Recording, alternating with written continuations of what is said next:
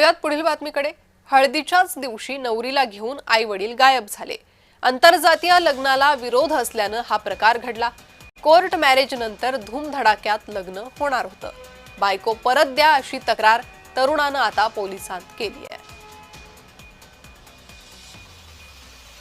डोंबिवलीतील हा धक्कादायक प्रकार आहे।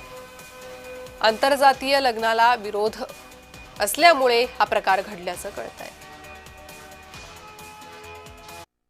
माझं लग्न त्याच्या मामाने तारीख काढलेली 24 तारखेला लग्न होतं। 24 मे 2026 रोजी रविवारी रोजी।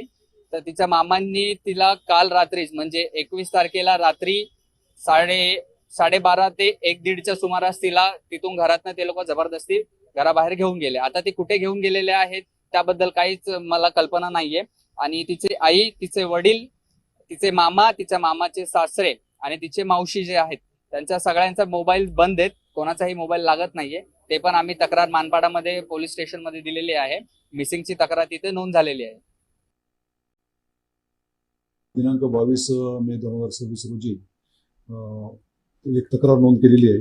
त्यांची पत्नी सौ शिवानी संतोष किंगरे वय 22 वर्ष या 21 तारखेला रात्री 10 वाजेपासून त्या मिसिंग झाल्याचं त्यांनी या ठिकाणी तक्रार दिलेली आहे आणि त्यांच्या मिसिंगचा आम्ही शोध घेत आहोत।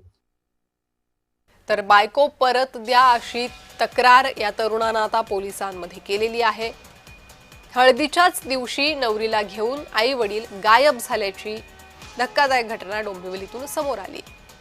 कोर्ट मॅरेज नंतर धूमधडाक्यात लग्न होणार होतं। आधी लग्नासाठी आई वडील तयारही झाले, मात्र ऐन हळदीच्या दिवशी मुलीला घेऊन ते गायब झाले अशी तक्रार तरुणानं दिली आहे।